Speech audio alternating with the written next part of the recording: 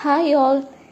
അപ്പം നമ്മുടെ സ്റ്റേറ്റ് സിലബസിലെ 10th സ്റ്റാൻഡേർഡിലെ ഫസ്റ്റ് ചാപ്റ്ററായ സെൻസേഷൻ ആൻഡ് റെസ്പോൺസസ്, അറിയാനും പ്രതികരിക്കാനും എന്ന് പറയുന്ന ചാപ്റ്ററാണ് നമ്മൾ ഈ വീഡിയോയിൽ ഡിസ്കസ് ചെയ്യാനായിട്ട് പോകുന്നത്. എന്താ മക്കളെ സെൻസേഷൻ എന്ന് വെച്ചാൽ നമുക്ക് ചുറ്റും നടക്കുന്ന കാര്യങ്ങളെ തിരിച്ചറിയാനുള്ള കഴിവ് അല്ലേ. നമ്മുടെ ശരീരത്തിന് അകത്തും പുറത്തും നടക്കുന്ന എല്ലാ കാര്യങ്ങളെയും നമുക്ക് എന്ത് ചെയ്യാൻ പറ്റുന്നുണ്ട്? തിരിച്ചറിയാനായിട്ട് പറ്റുന്നുണ്ട്, സെൻസ് ചെയ്യാനായിട്ട് പറ്റുന്നുണ്ട്. അതിനുള്ള കഴിവിനെയാണ് നമ്മുടെ ബോഡിക്ക് അങ്ങനെ അകത്തും പുറത്തും നടക്കുന്ന കാര്യങ്ങളെ തിരിച്ചറിയാനുള്ള കഴിവിനെയാണ് എന്ത് പറയുന്നത്? സെൻസേഷൻ എന്ന് പറയുന്നത്. ഇപ്പം നമുക്ക് ഏറ്റവും ഇഷ്ടപ്പെട്ട ഒരു ആഹാരം എടുത്തിട്ട് നമ്മളിങ്ങനെ വായിലേക്ക് വെക്കുകയാണ്. അന്നേരം നമുക്ക് എന്ത് മനസ്സിലാവും? ഇതിന് നല്ല രുചിയുണ്ട് എന്ന് നമുക്ക് മനസ്സിലാവും, നല്ല ടേസ്റ്റ് ഉണ്ട് എന്ന് മനസ്സിലാവും.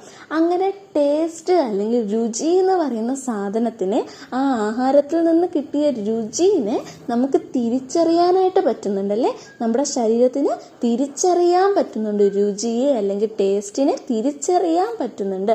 അതൊരു തരം സെൻസേഷനാണ്. മറ്റൊരു ഉദാഹരണം എന്താണ്?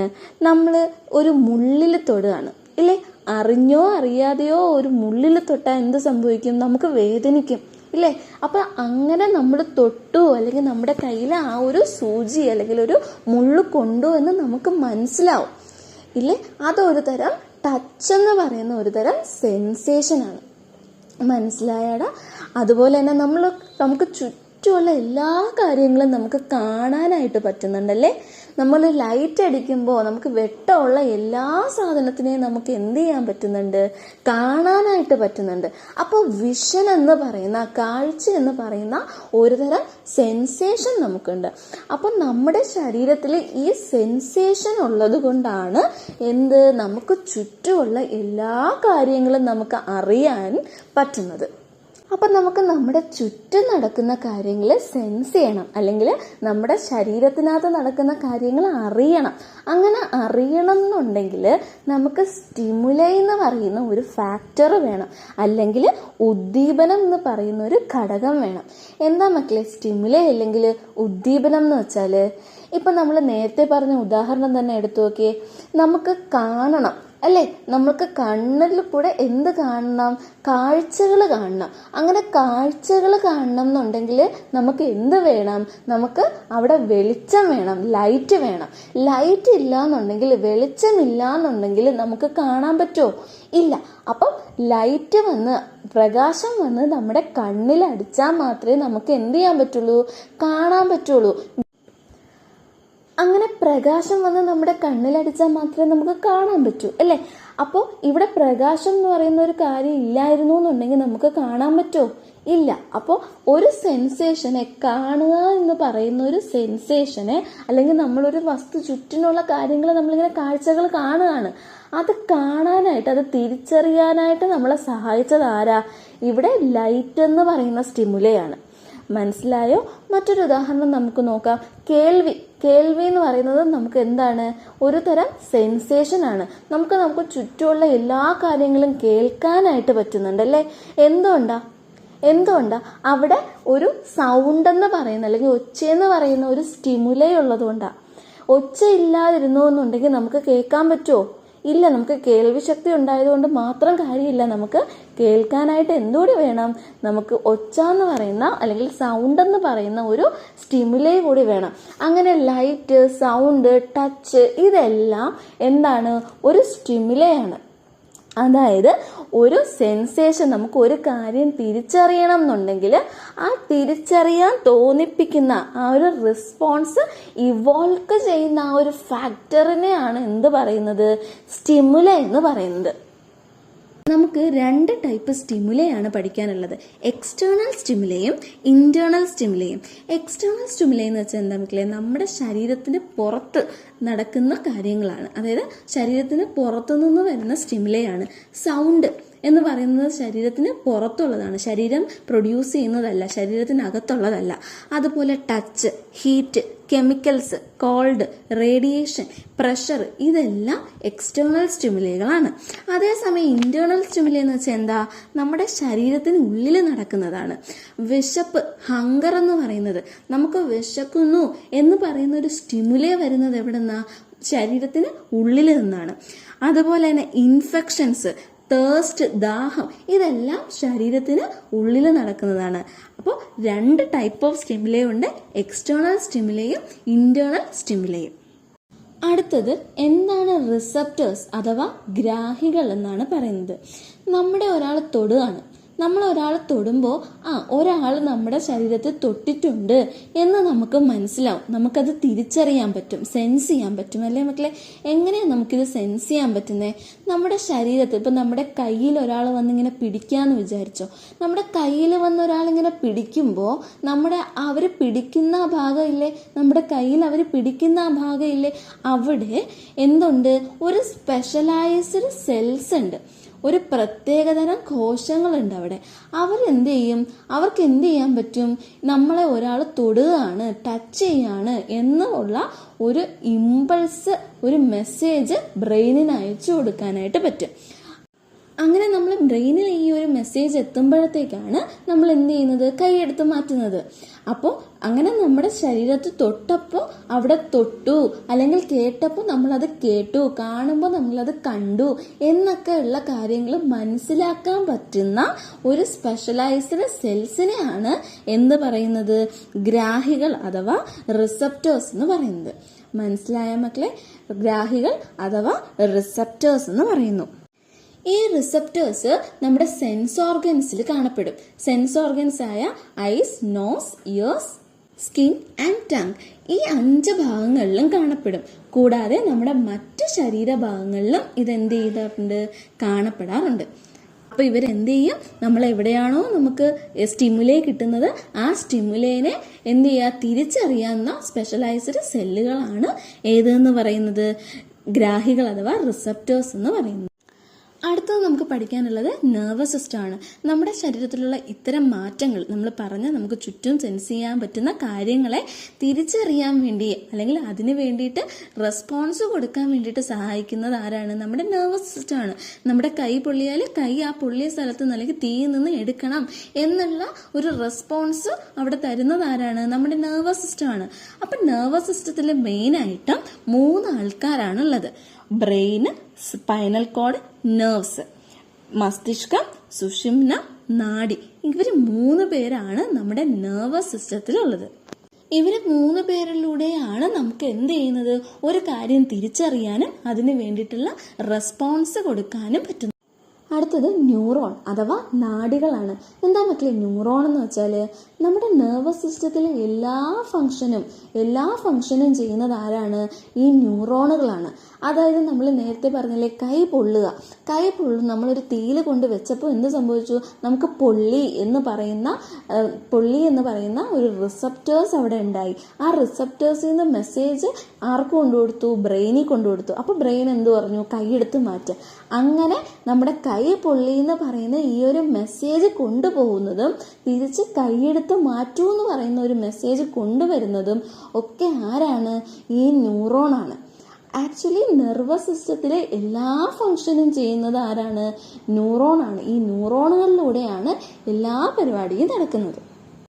എല്ലാ സെല്ലിനെയും പോലെ ന്യൂറോണിനും എന്തുണ്ട്? സൈറ്റോപ്ലാസം, ന്യൂക്ലിയസും ഒക്കെ ഉണ്ട്. ന്യൂറോൺ എന്ന് പറയുന്നത് ഒരു സെല്ലല്ലേ, നെർവ് സെല്ലല്ലേ. അതുകൊണ്ട് തന്നെ അതിന് എന്തുണ്ട്? ടിപ്പിക്കലി ഒരു സെല്ലിന് കാണുന്ന സൈറ്റോപ്ലാസം ആയാലും സെൽ മെമ്പറൈൻ ആയാലും ന്യൂക്ലിയസ് ആയാലും ഒക്കെ ആരിൽ കാണപ്പെടുന്നുണ്ട്? ഈ ന്യൂറോണുകളിൽ കാണപ്പെടുന്നുണ്ട്. അടുത്തത് സ്ട്രക്ചർ ഓഫ് എ ന്യൂറോൺ ആണ്. ഒരു ന്യൂറോണിൻ്റെ സ്ട്രക്ചർ ഈ കാണുന്നതാണ് ഒരു ന്യൂറോണിൻ്റെ ടിപ്പിക്കലായിട്ടുള്ളൊരു സ്ട്രക്ചർ. നോക്കുക, ഫസ്റ്റ് ഈ പാർട്ടാണ് സോമ എന്ന് പറയുന്നത്, അല്ലെങ്കിൽ സെൽ ബോഡി എന്ന് പറയും. ടിപ്പിക്കലി ഒരു സെല്ലിന് എന്തുണ്ട്? സെൽ ബോഡി ഉണ്ട്. അതുപോലെ ന്യൂറോണിനും എന്തുണ്ട്? ഒരു സെൽ ബോഡി ഉണ്ട്. ഈ സെൽ ബോഡിക്കകത്തായിട്ടാണ് എന്ത് വരുന്നത്? ന്യൂക്ലിയസ് വരുന്നത്. ഈ സെൽ ബോഡിയിൽ നിന്ന് നോക്കുമ്പോൾ കുറച്ച് ബ്രാഞ്ച് പോലെ നമ്മുടെ മരത്തിൻ്റെയൊക്കെ ശിഖരം പോലെ ഒരു കുറച്ച് ഭാഗങ്ങൾ ഇങ്ങനെ നിൽക്കുന്ന കണ്ടില്ലേ മക്കളെ, അതിനെ പറയുന്ന പേരാണ് ഡെൻഡ്രോൺ. അതായത് ആ സെൽ ബോഡിയിൽ നിന്ന് ഇങ്ങനെ പ്രൊജക്റ്റ് ചെയ്ത് നിൽക്കുന്ന, തള്ളി നിൽക്കുന്ന ഭാഗങ്ങളെ പറയുന്ന പേരാണ് ഡെൻഡ്രോൺ. ആ ഡെൻഡ്രോണുകൾ നമ്മളെ മരത്തിൻ്റെ ശിഖരം ഇങ്ങനെ നിൽക്കുന്ന പോലെ ഇങ്ങനെ പടർന്ന് പന്തലിച്ച് ഇങ്ങനെ ഡിവൈഡ് ചെയ്ത് റീഡിവൈഡ് ചെയ്ത് പോകുന്നുണ്ട്. അതിന് പറയുന്ന പേരാണ് ഡെൻഡ്രൈറ്റുകൾ. സെൽ ബോഡിയിൽ നിന്ന് ജസ്റ്റ് ഇങ്ങനെ പൊങ്ങി നിൽക്കുന്ന സാധനത്തിന് പറയുന്ന പേര് ഡെൻഡ്രോണ്. അതിങ്ങനെ ഡിവൈഡ് ചെയ്ത് പോകുന്ന ആ ഒരു ഭാഗത്തിന് പറയുന്ന പേരാണ് ഡെൻഡ്രൈറ്റ്. പരീക്ഷയ്ക്ക് ഡെൻഡ്രൈറ്റും ഡെൻഡ്രോണും എന്താണെന്ന് തിരിഞ്ഞു പോകരുത്. സെൽ ബോഡിയോട് ചേർന്നിരിക്കുന്നതാണ് ഡെൻഡ്രോൺ. അതേസമയം ഡെൻഡ്രോണിൽ നിന്ന് വരുന്ന ശിഖരങ്ങളെ പറയുന്ന പേരാണ് ഡെൻഡ്രൈറ്റുകൾ. അപ്പം നമ്മുടെ സെൽ ബോഡിയിൽ നിന്ന് ഒരു ഇലോങ്ങേറ്റഡ് ആയിട്ടുള്ള ഒരു നീളമുള്ള ഒരു സാധനം ഇങ്ങനെ പ്രൊജക്റ്റ് ചെയ്ത് നിൽക്കുന്ന കണ്ടില്ലേ മക്കളെ, അതിന് പറയുന്ന പേരാണ് ആക്സോൺ. ഈ ആക്സോണിൻ്റെയും അറ്റത്ത് നോക്കിയേ ഇങ്ങനെ ബ്രാഞ്ച് പോലെ മരത്തിൻ്റെ ശിഖരം പോലെ ഇങ്ങനെ നിൽക്കുന്നില്ലേ, അവരുടെ പറയുന്ന പേരാണ് ആക്സോണേറ്റ്. നേരത്തെ സെൽ ബോഡിയിൽ നിന്ന് വന്ന പ്രൊജക്ഷൻ ആയിരുന്നു ഡെൻഡ്രോണ്. ഡെൻഡ്രോണിൻ്റെ ടിപ്പിന് പറയുന്ന പേര് അല്ലെങ്കിൽ ടെർമിനൽസിന് പറയുന്ന പേര് ആണ് എന്ത്, ഡെൻഡ്രൈറ്റുകൾ അല്ലേ. ഇവിടെ പറയുന്ന പേര് ഒരു ലോങ് ഫിലമെൻ്റ് ആയിട്ടുള്ള സാധനത്തിന് പറയുന്ന പേരാണ് ആക്സോൺ. ആക്സോണിൻ്റെ ടിപ്പിന് പറയുന്ന പേരാണ് ആക്സോണേറ്റ്. ഇനി ഈ ആക്സോണേറ്റിൻ്റെ ടിപ്പിൽ ഉണ്ടയായിട്ട് കുറച്ച് സാധനം കാണും അല്ലേ. ഒരു കുഞ്ഞ് റൗണ്ട് സ്ട്രക്ചർ എവിടെ കാണും, ആക്സോണൈറ്റിൻ്റെ ടിപ്പിൽ കാണും. അതിന് പറയുന്ന പേരാണ് സിനാപ്റ്റിക് നോബ് എന്ന് പറയും. എന്ത് പറയും മക്കളെ, സിനാപ്റ്റിക് നോബുകൾ എന്ന് പറയും. ഇനി നമ്മുടെ ഈ ആക്സോണിനെ, ആ ഫിലമെന്റ്, ആ നാര് പോലെ പോയേക്കുന്ന സാധനം ഇല്ലേ, ആ നാര് പോലെ പോയേക്കുന്ന സാധനത്തിനെ എന്ത് ചെയ്യുന്നുണ്ട്, ഒരു സെല്ല് കൊണ്ട് ഒരു ടിഷ്യൂ കൊണ്ട് ഇങ്ങനെ കവർ ചെയ്ത് വെക്കുന്നുണ്ട്. അങ്ങനെ അതിനെ പ്രൊട്ടക്റ്റ് ചെയ്യാൻ വേണ്ടിയിട്ട് കവർ ചെയ്ത് വെക്കുന്ന സാധനത്തിന് പറയുന്ന പേരാണ് ഷ്വാൻ സെൽസ്. എന്ത് പറയും, ഷ്വാൻ സെൽസ് എന്ന് പറയും. ഒരൊറ്റ ആക്സോണിനെ ഒരു സിംഗിൾ ലെയർ ഓഫ് സെല്ല് കൊണ്ട് കവർ ചെയ്യാണ് എങ്കിൽ അതിന് പറയുന്ന പേര് മൈലിൻ എന്നാണ്. അതായത് ഒരൊറ്റ ആക്സോണിനെ ആ നാര് പോലുള്ള ആ ഭാഗത്തിന് ഒരു ലെയർ ഓഫ് സെല്ല് കൊണ്ട് മാത്രമേ കവർ ചെയ്തിട്ടുള്ളൂ എങ്കിൽ ആ ഒരു സിംഗിൾ ലെയർ ആയിട്ടുള്ള സ്ട്രക്ചറിനെ പറയുന്ന പേരാണ് മൈലിൻ. അതേസമയം ആ മൈലിൻ ഇങ്ങനെ കുറേ വട്ടം ചുറ്റി ഒരുപാട് വട്ടം ചുറ്റി ഒരു വലിയൊരു തിക്നെസ്സിലാവും. അങ്ങനെ അത്രയും കട്ടിയുള്ള തിക്കായിട്ടുള്ള ഒരു മൾട്ടി ലെയേർഡ് ആയിട്ടുള്ള ഒരു സ്ട്രക്ചറായി മാറുമ്പോഴാണ് അതെന്താവുന്നത്, ഷ്വാൻ സെല്ലുകളാവുന്നത്. മനസ്സിലായ? സിംഗിളായിട്ട് അതിനെ ചുറ്റുകയാണെന്നുണ്ടെങ്കിൽ അതിന് പറയുന്ന പേര് മൈലിൻ ഷീത്ത് എന്നും, അതിങ്ങനെ റിപ്പീറ്റഡ്ലി എൻസർക്കിൾ ചെയ്ത് ഒരു തിക്കായിട്ടുള്ളൊരു സംഭവമായി മാറുമ്പോൾ അതിനെ എന്തും പറയുന്നു, ഷ്വാൻ സെൽസ് എന്നും പറയുന്നു. ഈ മൈലിൻ ഷീത്ത് എന്ന് പറയുന്നത് ആക്ച്വലി എന്താണ്, ഒരു ലിപ്പിഡാണ്. ഒരു ഫാറ്റി ആയിട്ടുള്ള ഇങ്ങനെ എണ്ണമയം തോന്നിക്കുന്ന ഒരു ലിപ്പിഡായിട്ടുള്ള ഒരു സാധനമാണ്. ഇത് ഒരു വൈറ്റ് ഇൻ കളറായിട്ടാണ് കാണപ്പെടുന്നത്. നമ്മുടെ ബ്രെയിനിലും സ്പൈനൽ കോഡിലും ഒക്കെ എന്ത് കാണും, ആക്സോണുകൾ കാണില്ലേ മക്കളെ. ഈ ആക്സോണുകളെ സ്പെഷ്യലൈസ്ഡ് ആയിട്ടുള്ള ഒരു പ്രത്യേകതരം മൈലിൻ ഷീത്ത് കൊണ്ട് കവർ ചെയ്തിരിക്കും. അതിന് പറയുന്ന പേരാണ് ഒളിഗോഡെൻഡ്രോസൈറ്റ്സ്. ഒളിഗോഡെൻഡ്രോസൈറ്റ്സുകൾ എന്നാണ് അതിനെ പറയുന്നത്.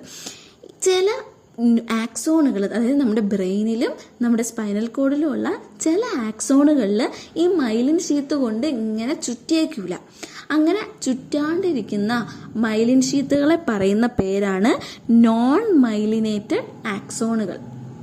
അങ്ങനെ ചുറ്റിയിട്ടില്ല എന്നുണ്ടെങ്കിൽ അതൊരു ഗ്രേ കളറിൽ അപ്പിയർ ചെയ്യും. മനസ്സിലായ മക്കളെ? അപ്പോൾ അബണ്ടൻ്റ് ആയിട്ട് ഒരുപാട് ഇങ്ങനെ മൈലിൻ ഷീത്ത് ഇങ്ങനെ ചുറ്റി വെച്ചേക്കുന്നതിനപ്പോൾ എന്ത് പറയും, എന്ത് ആക്സോൺ എന്ന് പറയും. മറ്റേത് നോൺ മൈലിനേറ്റഡ് ആണെങ്കിൽ ഇത് മൈലിനേറ്റഡ് ആക്സോൺ എന്ന് പറയും. ക്ലിയർ അല്ലേ? മൈലിനേറ്റഡ് ആക്സോൺ എന്ന് പറയും. ഈ myelinated axon shiny white in കളറായിരിക്കും.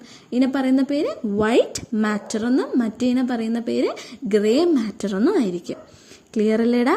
Function of myelin sheath. നമ്മുടെ മൈലിൻ ഷീത്ത് എന്തിനാ മക്കളെ ഇങ്ങനെ ആക്സോണിൽ ഇങ്ങനെ ചുറ്റി വെച്ചിരിക്കുന്നത്?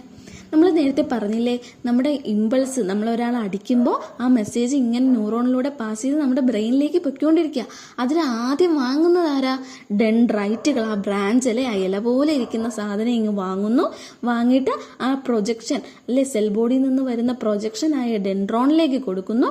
ഡെൻഡ്രോണിൽ നിന്ന് സെൽ ബോഡിയിൽ എത്തുന്നു. സെൽ ബോഡി വഴി അത് എങ്ങോട്ട് ഏതിലൂടെ പൊയ്ക്കൊണ്ടിരിക്കുക? അങ്ങനെ നീളമുള്ള ആക്സോണിലൂടെ ഇങ്ങനെ പൊയ്ക്കൊണ്ടിരിക്കുമ്പോഴാണ് ഇതുകൊണ്ട് ഷ്വാൻ സെല്ല് കൊണ്ട് ഇതിങ്ങനെ ചുറ്റി വെച്ചിരിക്കുന്നത്. അതെന്തിനാ ഇങ്ങനെ ചുറ്റി വെച്ചിരിക്കുന്നത്? നമ്മളെ ഈ പോകുന്ന ആ ആക്സോണിലൂടെ ഇത് പൊയ്ക്കൊണ്ടിരിക്കുകയല്ലേ, ആ ആക്സോണിന് സഫിഷ്യൻ്റ് ആയിട്ടുള്ള ന്യൂട്രിയൻസ് കൊടുക്കുക, ഫുഡ് കൊടുക്കുക, ഓക്സിജൻ കൊടുക്കുക, ആ പൊയ്ക്കൊണ്ടിരിക്കുന്ന മെസ്സേജിൻ്റെ സ്പീഡ് കൂട്ടുക. ഇതൊക്കെയാണ് ആരുടെ ഫങ്ഷൻ എന്ന് പറയുന്നത്? നമ്മുടെ മൈലിൻ ഷീത്തിൻ്റെ ഫങ്ഷൻ എന്ന് പറയുന്നത്. അതുപോലെ തന്നെ എക്സ്റ്റേണൽ ഷോക്കിൽ നിന്ന് നമ്മുടെ ന്യൂറോണുകളെ പ്രൊട്ടക്റ്റ് ചെയ്യുക. ന്യൂറോണുകൾക്കൊക്കെ എന്തെങ്കിലും സംഭവിച്ചു പോയാൽ പിന്നെ നമുക്ക് ഒന്നും തിരിച്ചറിയാൻ പറ്റില്ല. നമ്മുടെ സെൻസേഷൻ എന്ന് പറയുന്ന ഒരു പാർട്ടേ നഷ്ടപ്പെട്ടു. അപ്പോൾ ന്യൂറോണുകൾക്ക് ഒന്നും പറ്റാണ്ട് അതിനെ പ്രൊട്ടക്റ്റ് ചെയ്യുക, അതിന് വേണ്ടിയിട്ട് ഒരു ഇലക്ട്രിക് ഇൻസുലേറ്റർ ആയിട്ടൊക്കെ ആക്ട് ചെയ്യുക എന്നുള്ളതാണ് ആരുടെ ഫങ്ഷൻ എന്ന് പറയുന്നത്? നമ്മുടെ മൈലിൻ ഷീത്തിൻ്റെ ഫങ്ഷൻ എന്ന് പറയുന്നത്. അങ്ങനെ നമ്മുടെ ഡെൻഡ്രൈറ്റ് വഴി നമ്മുടെ മെസ്സേജ് എവിടെ എത്തി? നമ്മുടെ സെൽ ബോഡിയിലെത്തി. സെൽ ബോഡിയിൽ നിന്ന് അത് നേരെ ഇങ്ങനെ ആക്സോൺ വഴി പൊയ്ക്കൊണ്ടിരിക്കുക. അപ്പം അതിൻ്റെ സ്പീഡൊക്കെ നമ്മുടെ മൈലിൻ ഷീത്ത് കൂട്ടി കൊടുക്കുന്നുണ്ട്. അതിങ്ങനെ ആക്സോണിലൂടെ പോയി നേരെ അത് എവിടെ എത്തുന്നു? ആക്സോണിൻ്റെ ടെർമിനൽ അല്ലേ, അതായത് ആക്സോണേറ്റുകളിൽ എത്തുന്നു. ആ ആക്സോണേറ്റ് എന്ത് ചെയ്യുന്നു? ഇമ്പൾസുകളെ സിനാപ്റ്റിക് നോബിലേക്ക് കൊടുക്കുന്നു. സിനാപ്റ്റിക് നോബ് എന്ന് പറയുന്നത് ആ ടിപ്പിനെയാണ്, ആ ടിപ്പിൽ കാണുന്ന ആ ഒരു സ്വെള്ളനായിട്ടുള്ള റീജിയനെയാണ് എന്ത് പറയുന്നത്? സിനാപ്റ്റിക് നോബുകൾ എന്ന് പറയുന്നത്. ഈ സിനാപ്റ്റിക് നോബിനകത്ത് ഇപ്പം എന്തെത്തി? നമ്മളെ ഒരാൾ അടിച്ചു എന്ന് പറയുന്ന മെസ്സേജ് നമ്മുടെ സിനാപ്റ്റിക് നോബിൽ വന്ന് നിൽക്കുകയാണ്. അപ്പോൾ ഒരു ന്യൂറോണിൻ്റെ ബോഡിയിൽ നിന്ന് കംപ്ലീറ്റ് ആയിട്ട് എന്ത് ചെയ്തു? ആ ഒരു ഇമ്പൾസ് അല്ലെങ്കിൽ ആ ഒരു മെസ്സേജ് ട്രാവൽ ചെയ്ത് ഇപ്പോൾ എവിടെ എത്തിയിരിക്കുകയാണ്? സിനാപ്റ്റിക് നോബിൽ എത്തിയിരിക്കുകയാണ്. സിനാപ്റ്റിക് നോബിൽ നിന്ന് അടുത്ത ന്യൂറോണിൻ്റെ ഡെൻഡ്രൈറ്റിലേക്ക് പോകണം അല്ലേ? അങ്ങനെ പാസ് ചെയ്തല്ലേ മെസ്സേജ് പോകാൻ പറ്റൂ. അപ്പോൾ ആ ഒരു സിനാപ്റ്റിക് നോബിൽ വെച്ച് എന്ത് സംഭവിക്കുമെന്ന് അറിയാമോ? അടുത്ത ന്യൂറോണിന് കൊടുക്കാൻ വേണ്ടിയിട്ട് ആ ഒരു സിനാപ്റ്റിക് നോബിനകത്ത് നിന്ന് കുറച്ച് കെമിക്കൽസ്, ആ കെമിക്കൽസിനെ പറയുന്ന പേരാണ് ന്യൂറോ ട്രാൻസ്മിറ്റേഴ്സ്. ആ ന്യൂറോ ട്രാൻസ്മിറ്റേഴ്സ് എന്ത് ചെയ്യുന്നു? റിലീസ് ചെയ്യുന്നു. മനസ്സിലായാടാ? ആ ഒരു ന്യൂറോ ട്രാൻസ്മിറ്റേഴ്സ് കെമിക്കൽസ് റിലീസ് ചെയ്യുന്നു. ഈ കെമിക്കൽസ് ആണ് ആ തൊട്ടടുത്തിരിക്കുന്ന ന്യൂറോണുകളുടെ ഡെൻഡ്രൈറ്റ് വലിച്ചെടുത്ത് വീണ്ടും എന്ത് ചെയ്യുക? ഡെൻഡ്രോണിൽ പോവുക, ആ സെൽ ബോഡിയിലേക്ക് എത്തുക, ആക്സോണിലേക്ക് എത്തുക, അങ്ങനെ വീണ്ടും ഈ ഒരു പ്രോസസ്സ് കണ്ടിന്യൂ ചെയ്തുകൊണ്ടേയിരിക്കും. ഇതാണ് ഇമ്പൾസിൻ്റെ ഒരു പാത്വേ എന്ന് പറയുന്നത്.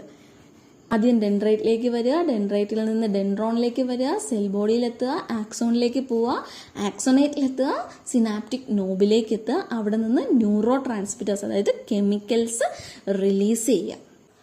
അപ്പോൾ മക്കളെ, നമ്മൾ ഇത്രയും നേരം പഠിച്ചു വന്നതിൽ ഏറ്റവും ഇമ്പോർട്ടൻ്റ് ആയിട്ടുള്ള പോയിന്റാണ് സ്ട്രക്ചർ ഓഫ് ന്യൂറോൺ എന്ന് പറയുന്നത്. അതൊരു റിപ്പീറ്റഡ് ആയിട്ട് ചോദിച്ചു കണ്ടിട്ടുള്ള ക്വസ്റ്റ്യൻ ആണ്. ആക്സോണും ആക്സോണേറ്റും തുടങ്ങി എല്ലാ ഭാഗങ്ങളും ലേബൽ ചെയ്യാനും അതോടൊപ്പം അതിൻ്റെ ഫങ്ഷൻസ് എഴുതാനും നന്നായിട്ട് പഠിച്ചു വെച്ചോളുക. ഏറ്റവും എളുപ്പത്തിൽ പഠിക്കാൻ പറ്റുന്ന ഒരു കാര്യമാണ്. അതുകൊണ്ട് അത് വിട്ട് കളയരുത്, നന്നായിട്ട് പഠിക്കുക. അതോടൊപ്പം മൈലിൻ ഷീത്തിൻ്റെ ഫങ്ഷനും അവയുടെ ഫോർമേഷനും, അതായത് അതെങ്ങനെയാണ് രൂപീകരിച്ചതെന്നും മൈലിൻ ഷീത്തിൻ്റെ ഉപയോഗവും നന്നായിട്ട് പഠിച്ച് വായിച്ചു വെച്ചോളുക. അതൊക്കെ എപ്പോഴും എക്സാമിന് ചോദിച്ച് കണ്ടിട്ടുള്ളതാണ്.